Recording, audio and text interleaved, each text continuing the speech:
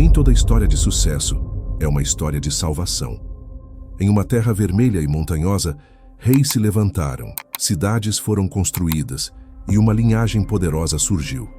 Mas ali, onde tudo parecia grandioso, Deus não habitava. O nome era Esaú. O povo, Edom. Mas a promessa de Deus seguia com Jacó.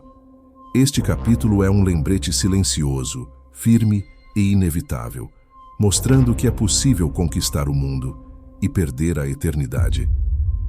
Gênesis, capítulo 36. Esta é a lista dos descendentes de Esaú, que é também chamado de Edom.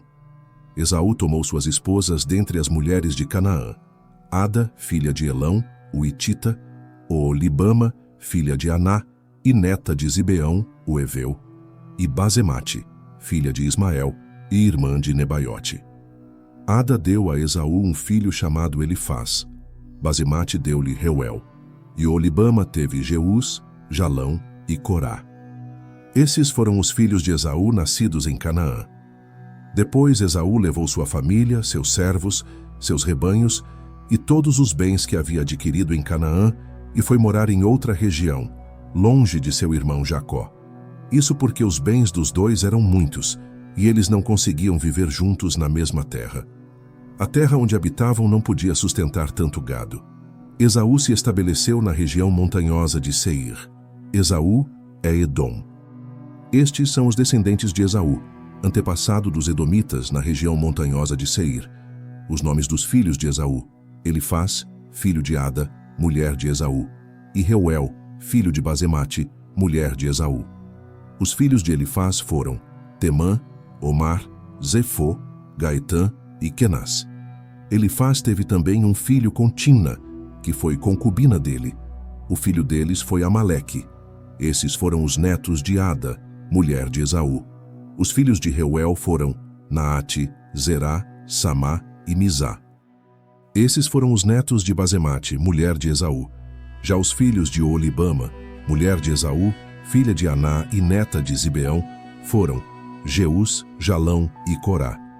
Esses são os chefes das famílias que descendem de Esaú, filhos de Elifaz, o primogênito de Esaú, os chefes Temã, Omar, Zefô, Kenaz, Corá, Gaetã e Amaleque.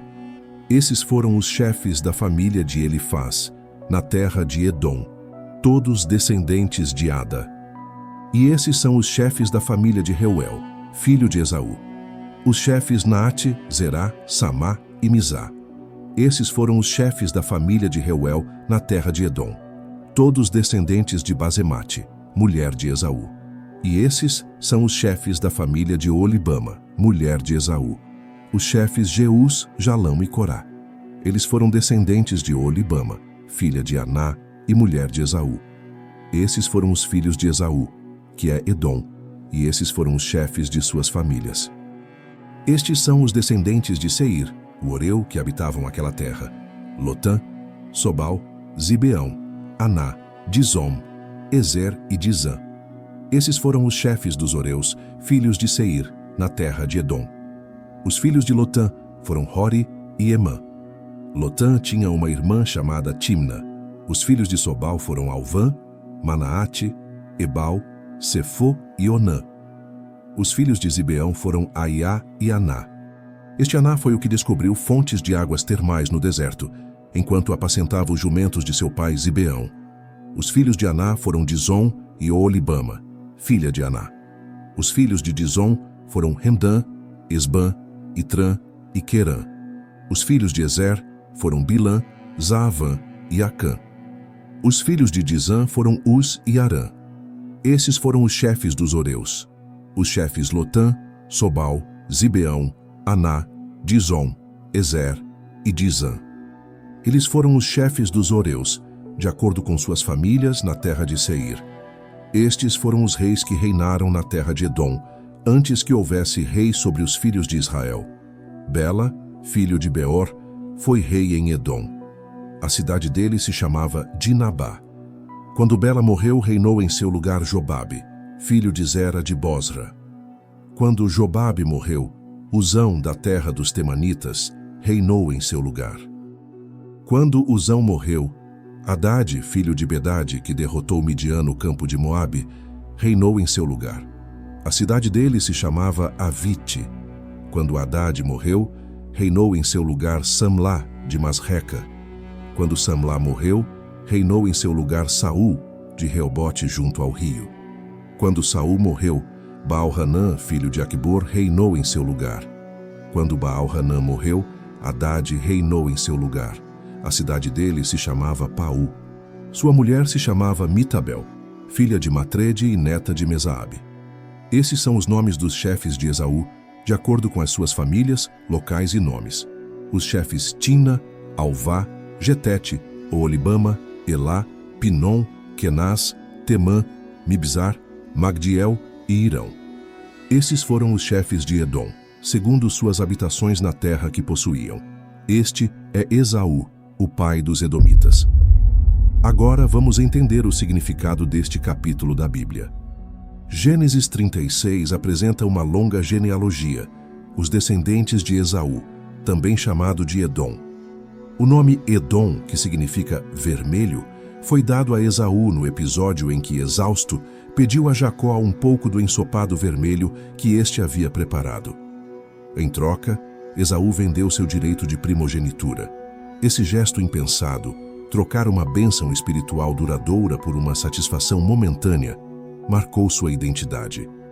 A partir daquele momento, ele passou a ser conhecido como Edom, e esse nome se tornou o símbolo de sua escolha carnal, bem como a designação da nação que viria de seus descendentes, os Edomitas. Nomes, territórios, cidades e chefes são listados de forma detalhada. À primeira vista, pode parecer um capítulo secundário, meramente histórico.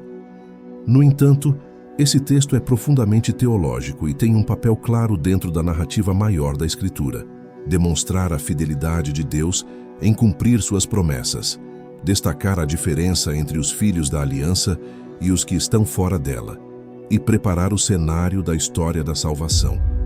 Esaú, embora tenha sido o filho mais velho de Isaque, não foi escolhido por Deus para carregar a promessa feita a Abraão. Isso foi decidido antes mesmo de seu nascimento, conforme vemos em Gênesis capítulo 25, versículo 23, e em Romanos capítulo 9, versículo 11 ao 13. O Senhor declarou que o mais velho serviria ao mais novo, e isso se cumpriu em Jacó, de quem viria a nação de Israel e, por fim, o Messias, Jesus Cristo. Essa escolha não foi baseada em algo que Jacó ou Esaú tivessem feito, mas foi decisão do próprio Deus, mostrando que tudo depende da sua vontade soberana. Mesmo não sendo escolhido para a promessa da salvação, Esaú não foi abandonado. Ele prosperou em muitos sentidos. Seus descendentes se tornaram príncipes e reis, possuíram terras, cidades organizadas e uma estrutura de liderança antes mesmo que Israel tivesse um rei. Isso mostra o cumprimento fiel do que Deus havia prometido a Abraão, de que dele viriam muitas nações, e também o que foi dito a Esaú por seu pai Isaque, em Gênesis capítulo 27, versículo 39 e 40. Portanto, Gênesis 36 prova que Deus cumpre suas palavras com exatidão, mesmo fora do caminho da salvação. O povo de Esaú deu origem aos Edomitas, uma nação vizinha e parente de Israel. Eles habitaram a região montanhosa de Seir, ao sul da terra prometida. Embora fossem descendentes de Isaque como Israel, os Edomitas se tornaram inimigos constantes do povo de Deus. Quando os israelitas saíram do Egito e passaram pelo deserto, os Edomitas lhes negaram passagem. Números capítulo 20. Em outros momentos, entraram em guerra com os reis de Israel e Judá e se alegraram com a queda de Jerusalém. Salmo 137, versículo 7. Por causa disso, são duramente repreendidos por Deus no livro do profeta Obadias. Edom é mostrado como uma nação que, apesar de abençoada com terras e liderança, se opôs ao plano de Deus, ao se colocar contra o seu povo. Esses fatos nos ensinam que é possível ter sucesso e estabilidade neste mundo e, ainda assim, estar longe de Deus. Esaú teve muitos bens, filhos e posição, mas não participou da promessa eterna. Isso nos leva a entender que a verdadeira bênção não está em conquistas deste mundo, mas em estar unido a Deus por meio de Jesus Cristo. Essa diferença entre bênçãos deste mundo e as que vêm do céu está presente em toda a Bíblia. No Salmo 73, por exemplo, o salmista Asaf questiona por que os ímpios, pessoas que não temem a Deus, prosperam e vivem bem, enquanto os justos sofrem.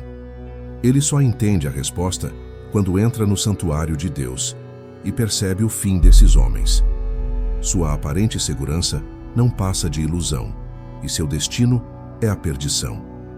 Isso nos mostra que a bênção de Deus não é medida por aquilo que temos aqui, mas pelo que temos nele.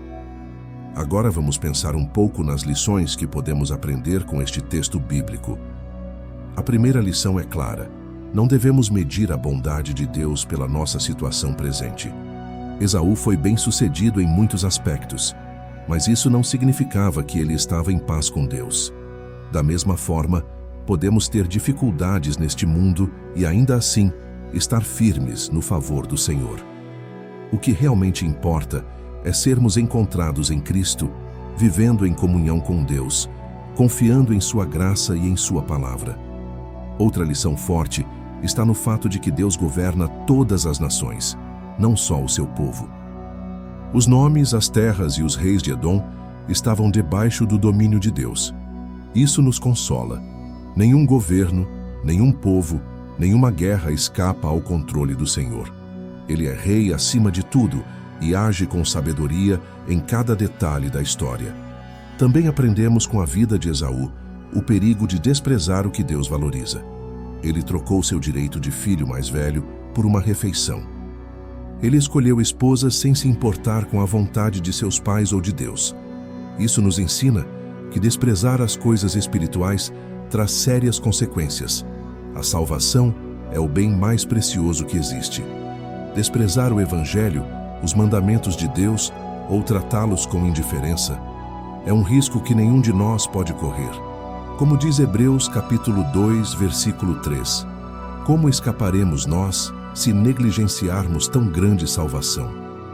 Esse capítulo também nos ensina que Deus prepara tudo com ordem. Antes de continuar com a história de Jacó e José, o Espírito Santo nos mostra como se formou Edom. Deus não age com pressa ou confusão. Ele prepara tudo para que a sua vontade se cumpra. Isso deve nos encher de paz. Mesmo quando não entendemos o que está acontecendo, o Senhor está trabalhando com sabedoria perfeita. Por fim, Gênesis 36 nos chama a examinar nosso coração. Esaú cresceu dentro da mesma casa que Jacó, teve o mesmo pai e a mesma origem. No entanto, ele estava fora da promessa. Isso é um alerta. Estar próximo das coisas de Deus não é o mesmo que estar salvo. É preciso fé verdadeira, arrependimento, nova vida em Cristo. A salvação não vem por tradição, mas por um novo nascimento operado pelo Espírito de Deus. E assim, ao olharmos para Gênesis 36, somos conduzidos a Cristo. Ele é o verdadeiro herdeiro. Ele não desprezou o que o Pai lhe confiou. Ele obedeceu perfeitamente, entregou sua vida por pecadores e venceu a morte. Ele não reina sobre uma montanha, mas sobre céus e terra. Ele não conquistou um trono com força humana, mas com sacrifício, humildade e obediência até a cruz. Você pode ter pouco ou muito neste mundo. Pode morar em tendas ou em mansões. Mas se estiver em Cristo, você tem tudo. Porque Ele pagou um alto preço para te resgatar. Sua salvação não é barata. Ela não foi gratuita no sentido humano. Ela é pela graça, porque foi comprada com o sangue do Cordeiro de Deus. Creia nele. Volte-se para Ele com todo o coração. Valorize a salvação mais do que qualquer outra coisa. Viva com os olhos voltados para o céu, confiando em um Deus que dirige a história, cumpre suas promessas e cuida dos seus filhos. Que o Senhor te fortaleça, te guarde e te conduza dia após dia com sua fidelidade. E que você viva com esperança firme, sabendo que em Jesus sua herança está garantida. Deus te abençoe. Se você gostou desse vídeo, não se esqueça de deixar seu like, pois isso nos ajuda a proclamar e levar o Evangelho a mais pessoas. E se ainda não é inscrito, Convido você a se inscrever no canal e ativar o sininho de notificações para não perder os próximos conteúdos. Que Deus abençoe grandemente a sua vida.